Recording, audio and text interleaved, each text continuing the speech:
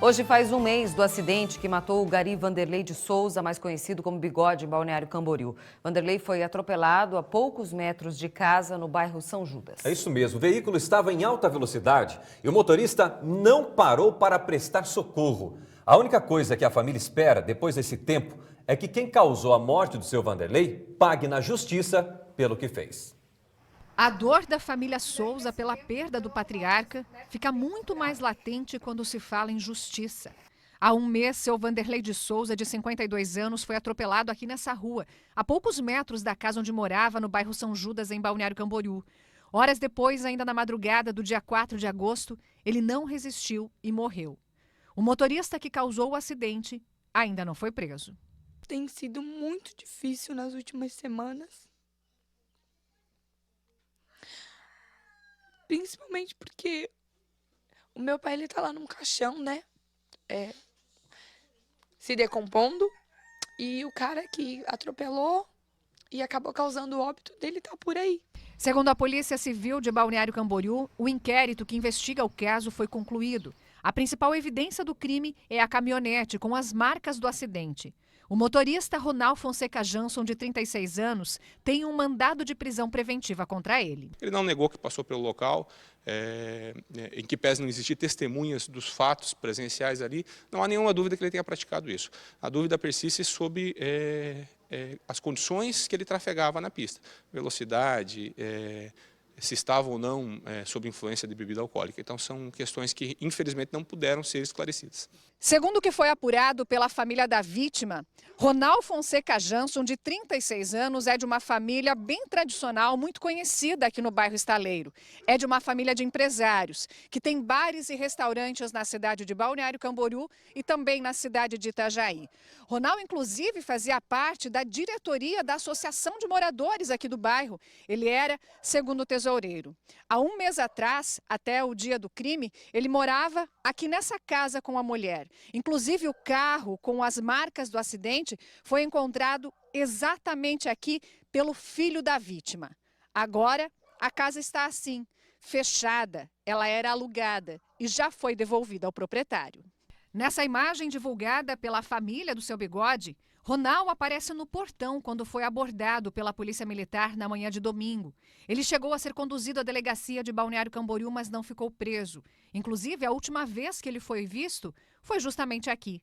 Para a família, os procedimentos policiais, desde o atendimento do acidente até o dia seguinte na localização do motorista, foram falhos. Segundo o policial que veio fazer a ocorrência, ele deu informação de que ele tinha outra diligência e não poderia ir atrás do carro.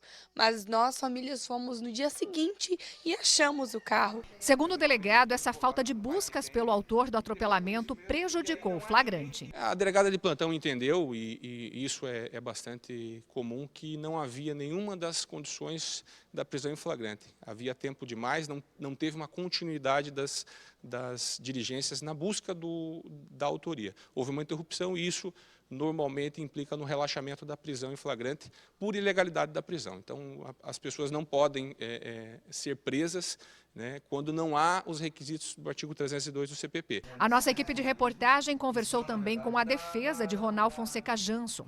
O advogado explica que a prisão preventiva nesse caso de crime de trânsito é ilegal. Por isso, o motorista não se apresentou à justiça até agora. Um pedido de revogação da prisão já foi negado pela justiça. E agora um habeas corpus está sendo analisado pelo Tribunal de Justiça de Santa Catarina. Uma das possibilidades pedidas pela defesa foi que Ronald ficasse detido no batalhão da Polícia Militar, já que é ex-policial. Mas esse pedido também foi negado. Em relação ao habeas corpus, a gente está trabalhando com a falta de elementos suficientes para a decretação da prisão. Primeiro, por ser um crime culposo. Seja ele com requisitos de embriaguez ou sem a embriaguez, certo? Isso vai ser discutido no curso do processo, né? Independentemente disso, o crime é considerado de natureza culposa, ou seja, aquele que é praticado sem ter a intenção. E se nós não temos a intenção de praticar o crime, diz o Código de Processo Penal que não cabe a prisão preventiva para esse crime, né? Para crimes dessa natureza. Por que ele não se apresentou até agora? Bom, nós temos um complicador aqui, né? O Ronald, ele é ex-policial militar, integrante do pelotão de patrulhamento tático, inclusive, né? Atuou bastante tempo na Polícia Militar, deixou a Polícia Militar por vontade própria E, em razão dessa situação, acaba, na verdade, agravando uma entrada dele no sistema prisional. Ainda segundo o advogado, o motorista nega ter atropelado uma pessoa, mas confirma que bateu em algo quando passou pela rua. As circunstâncias devem ser esclarecidas com o laudo pericial do veículo. Desde o primeiro momento que eu o acompanho, ele nega o atropelamento, ele diz sim ter batido em 2 veículos, e isso o próprio carro dele demonstra, né, danos na direita e na esquerda, e nega veementemente ter causado qualquer atropelamento, qualquer óbito. Nós temos informações, inclusive, que estamos juntando ao processo de pessoas da comunidade de que outro veículo teria atingido esse senhor. Enquanto a defesa trabalha para provar a inocência do cliente, para a justiça, Ronald é procurado pelo homicídio culposo de Vanderlei de Souza, de 52 anos. Continua assim foragido. Quem tiver informação sobre o paradeiro dele, seja aqui, seja na região, pode informar tanto a Polícia Civil quanto a própria Polícia Militar. Qualquer um que o localizar vai ter informações pelo sistema que o mandado de prisão dele está ativo. A gente é filho, a gente sente muito a perda do meu pai, mas eu acho que a justiça está falhando demais. E como que eu posso falar para minha filha acreditar na justiça se hoje ela está falhando comigo? A gente só sabe que o meu pai está morto, só isso. Além disso, nada.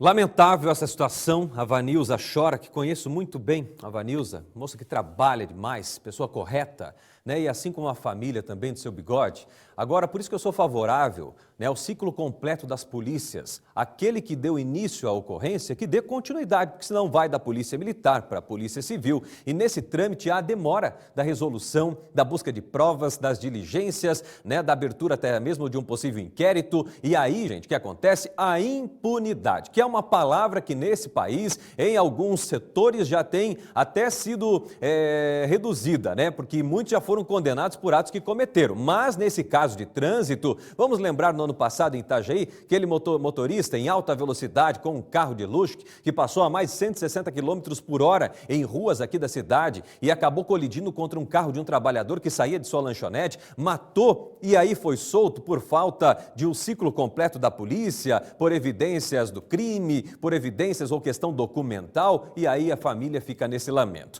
Agora a nossa equipe procurou o comando do 12º Batalhão da Polícia Militar para esclarecer por que não foram feitas as buscas ao autor do atropelamento logo depois do caso. Mas até a exibição da reportagem não tivemos retorno. Agora, se alguém tiver informações sobre o motorista, o Ronald Fonseca Jansson, pode ligar para a Polícia Civil no 181 ou para a PM no 190.